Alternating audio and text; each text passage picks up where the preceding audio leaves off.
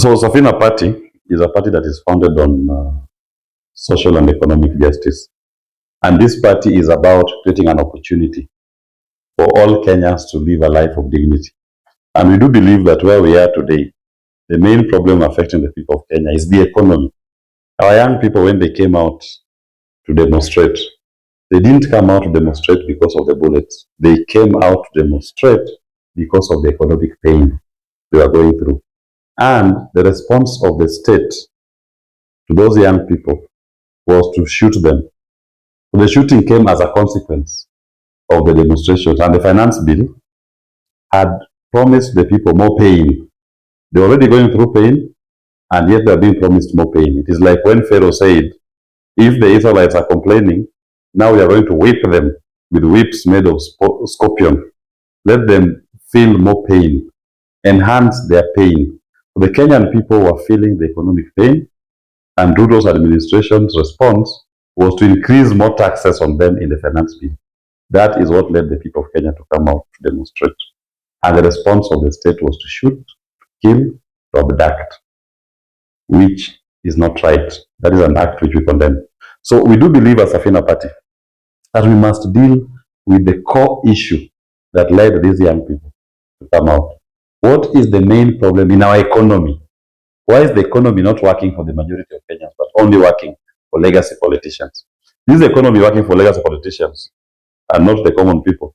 Because the legacy politicians have taken illegal debts, odious debts. People going out of Kenya to take loans in the names of the people of Kenya. The money does not come into Kenya.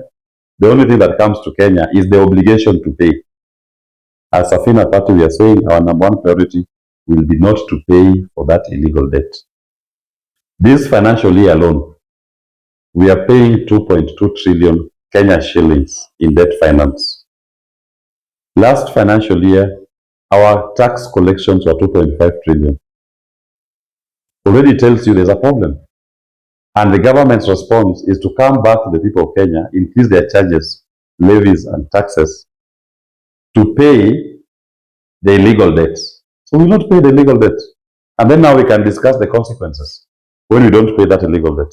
The consequences are very simple. It simply means, for example, why should we not reduce taxes to the people of Kenya? Taxes must be reduced because now the appetite to collect money to pay for illegal debts will not be there. Why should people pay for healthcare? We'll have the money that we've saved from not paying the odious debts to provide healthcare. Why should education in primary, secondary still be charged? It should be free because the savings you made from not paying illegal debt apply it to that.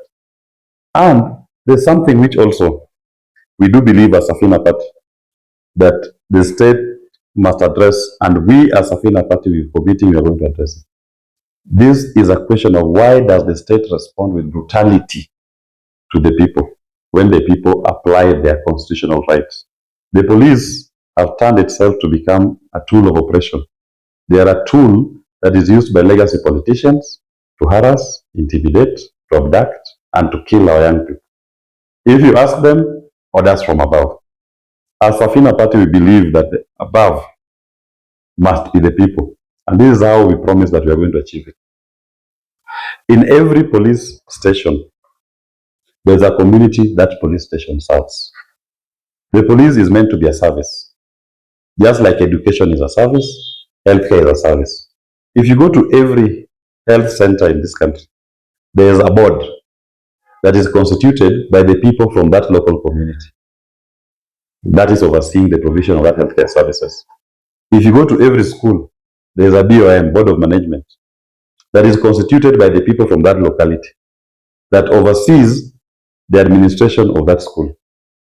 How comes the police service does not have a board?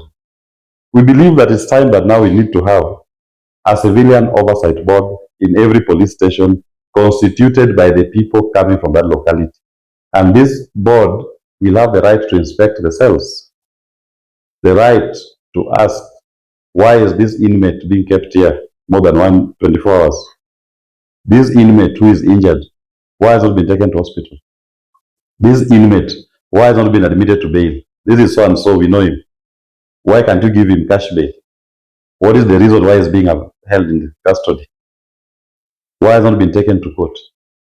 And more importantly, if it happens that the police are responding to an incident and they've used firearms, bullets, the oversight board should have the responsibility to ask, in what circumstances did you fire these bullets? What was at risk? Where is the incident report? What was the nature of fatalities, if any? What action has been taken? So we are able to oversight the police station and how they execute their functions. We also do believe, as Safina Party, that in terms of command and at the command level, the OCPDs in every police station should be elected by the people in that police division, so that the above becomes the people at the division level, not a legacy politician in Nairobi. Give power back to the people. It's about empowering our people, so that it will never happen that a Subaru with balaclava-clad men comes to a police locality to pick an Albert from Mutembei, drive him all the way to Nairobi to kill him. The OCPD in that location should be able to answer to the people, because he gets his mandate from the people. And no OCPD is going to allow a rogue unit to come from Nairobi to abduct his people, to move around in his police precincts with balaclavas and unmarked Subaru vehicles to harass, intimidate, to abduct, and to kill his people. No. So this is what I believe as Safina Party. And this is the promise that we are saying any Kenyan who desires to bring down this oppressive system that legacy politicians have used all these years to undermine the quest of the Kenyan good. Welcome to Safina. It is a conversation that we are starting, and we do hope Kenyans will join us in droves. And so far, many are joining. And they are saying we must change the way our governance is done, and we must change the way our politics is done. Politics cannot just be about legacy politicians sharing positions for themselves. Politics should be about providing dignity to every Kenyan. Anybody who wants to join Safina Party, just dial *509#, follow the prompts. If you belong to another political party, nothing stops you from resigning and then applying to join Safina Party. Be part of the conversation, and let's walk this journey to give power back to the people. It's time for economic revolution. It's time for people's empowerment. Some people have asked us if we are going to join these other coalitions that are being formed. And we are very clear. If the coalition is being formed to create positions for legacy politicians, we are sorry. We will not be part of it. We will only form a coalition with the people of Kenya, which is about the issues that are germane to the people. And that coalition will be about what you will do and on which date it will be done. And in the fullness of time, we are going to unleash that document that informs our conversations with the people of Kenya and what will be done differently. And ours will not be based on promises that once you're in office, you will do this. No. It is once you're in office, the people will do this. It will be them who makes the decision. If we say we are reducing taxes, from this date, the tax will be reduced. And it's the people who pay the tax. From that day, don't pay it. It is you who determines. It cannot be that a politician tells you that I will do this, nitaleta, nitatenga. Who are you in the scheme of things? It is the people. What you are tengaing, what you are bringing, it is the people's thing. Why are you bringing? Tell the people that send your commitment to government, less this amount, so that power remains in their hands. That is what Safina Party is about. And any coalition that is discussing personalities, that is not discussing issues, we cannot join it. Ours is a coalition with the people of Kenya on issues. Maybe seen on the 18th, they are going to have the NDC. Do you expect a new leadership structure? Yes, on the 18th of September, Safina Party is will be marking our 30th anniversary.